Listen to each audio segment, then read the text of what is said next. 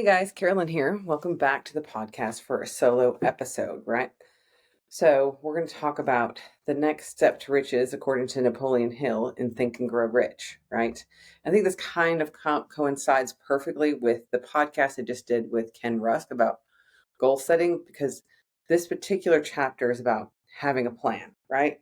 And so, the first part of having a plan is knowing where you're going, right? Do you have a goal? Where are you headed? Is it a revenue goal? Is it whatever your big goal is going to determine how you make a plan. So I'll give you my example of one of the big goals I have for the law firm is to have offices in all 50 states, right? And so if we break that goal down, what's the step before offices in all 50 states? Well, obviously an office in 49 states, but what that really breaks down to is an office in one state besides Texas, right? And so then you really get to thinking, okay, well, how can I create offices and how can I create a system that will allow me to repeat that process in all the other states? And so that's what I've been working on. So my big goal is have offices for the law firm, the Cromeens law firm, in all 50 states. And so I've come up with a pretty good plan. We've so far this year in 2024, we've opened offices in California and offices in Louisiana. And so my process was finding a lawyer that was licensed there, getting an office there, working on putting Google ads there, and then a process for managing all that, right?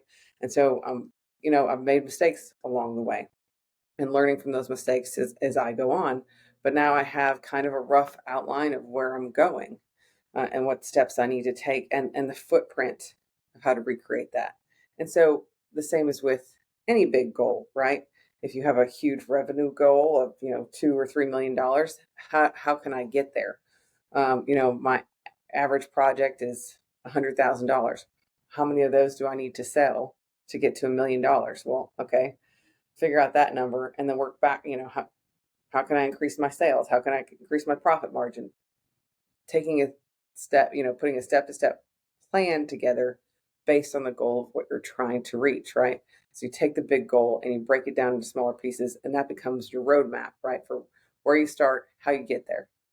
So, and here's the thing about plans, right? We can have the greatest plan ever, but they're still going to fail, right? And realizing that in your you make a perfect plan. The main thing is that you have a plan and you get started, right? In my experience, there's two different kinds of people. People that kind of have a plan and just jump or have no plan at all and figure it out as they're going, and the people that overplan and don't actually take any action. I think the perfect combination is a little of both, right? Having a plan and jumping and taking action, and then when the plan fails or doesn't work, diving in and figuring out how to fix it, right?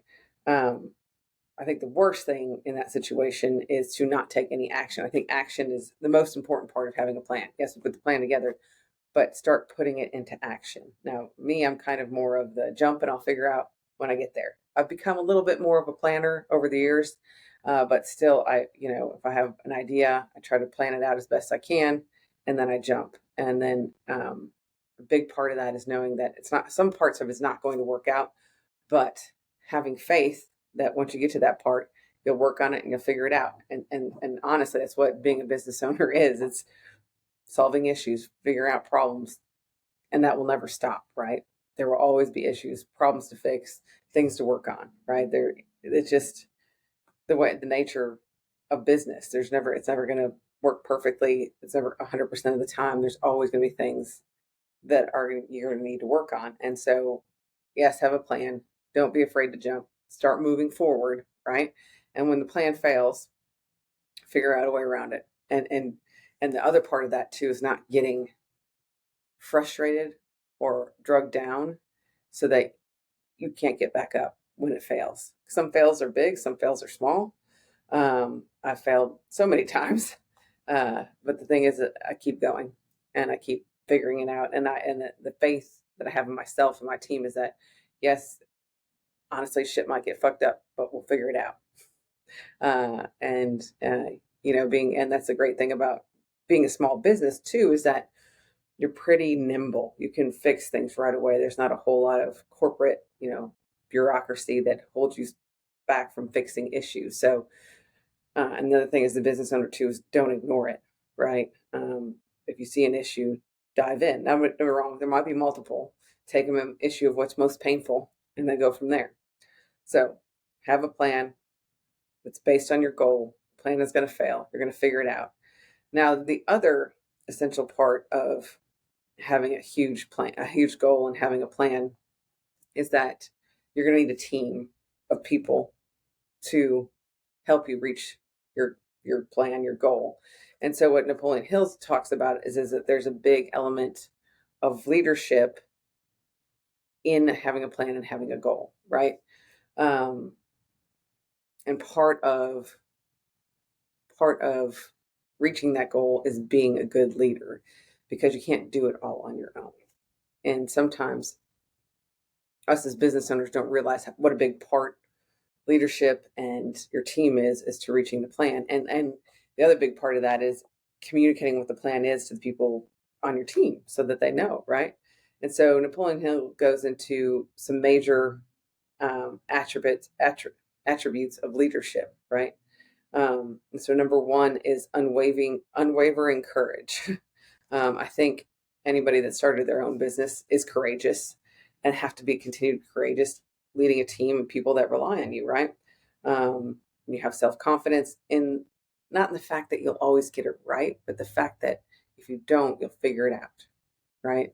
I think that's a huge part. And I think too, as a leader, letting your team know that something went wrong or not according to the plan, and pointing that out, I think is very valuable to show them that, you are human too, and things happen, but you work your way through it. The second thing Napoleon Hill has is self-control, which I think is a huge part, especially as business owners. We're very passionate about what we do, and that can lead to being overly emotional when things go wrong. And so trying to control that, being disciplined, all of that. All right. The third thing he has is a keen sense of justice, of what's right and wrong. I think this comes into business play a lot. What's right and wrong? Did your company mess up? Are you going to fix it? Absolutely, right? And knowing what's right and wrong, like in my business too, the keen sense of justice for me is standing up for the little guy. That's important to us, that they have a voice in the legal world. So number 4, definiteness of decisions. Make a decision and go with it. Like I was saying, have a plan and take action, right? It doesn't mean that it's 100% the right decision. You don't know until you try, right? So have the ability to make decisions. And I can tell you, as a business owner, sometimes I get really tired of making decisions. I'm like, when I get home, I don't want to decide what I have to cook for dinner. I don't want to decide. There is such thing as decision fatigue, and it can be exhausting to always be the one making the decisions. But that's your job as a good leader.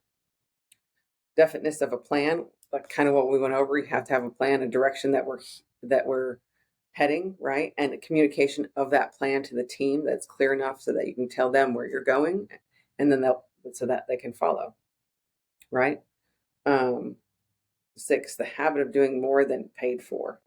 I think that's one of the things of the leader. It's not, you don't get to just punch a clock and say that you're done. You got to be there till the job is done, right? It doesn't matter the time or the effort.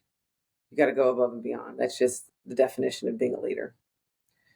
And so this is for not just business owners, but for leaders on a team in a business, right? A pleasing personality. Yes, I think that's important. Sometimes I have problems with this too. I'm very direct. I don't always sugarcoat things. So, I'm nice, and I can, be nice, but I'm still going to get my point across, say what I have to say for the health of the business and everybody that works here. Sympathy and understanding is the next one that Napoleon Hill. I think this has a huge place in being a leader and understanding your team's point of view, and being empathetic about it, and giving grace where grace be needed, And then, when things go wrong, then, I think being sympathetic and understanding creates loyalty. It creates a team that they realize that you have their back, which I think is most important. Uh, Mastery of detail. Um, so I think there has to be details. I don't know. In my experience, I'm not overly good with the details, so I try to find people help me with the exact details of the elements of the plan. So I think that yes, details are important. Having people in place to help you create those details is very beneficial as well. So you don't have to do everything. A willingness to assume full responsibility. I think that it always falls on the owner. It always falls on the boss, no matter what happens, right?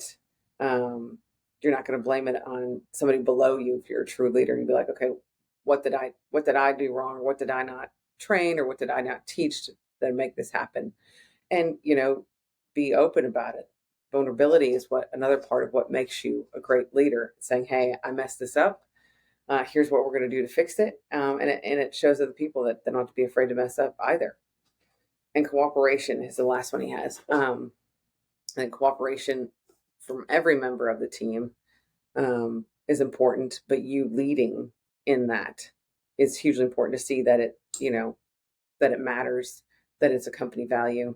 Um, so, having a plan, having a team to back you up on executing on that plan requires you to be a great leader. And we went over the things of what Napoleon Hill says a great leader is. He also says in there's two types of leadership, basically. A consent leadership or leadership by fear.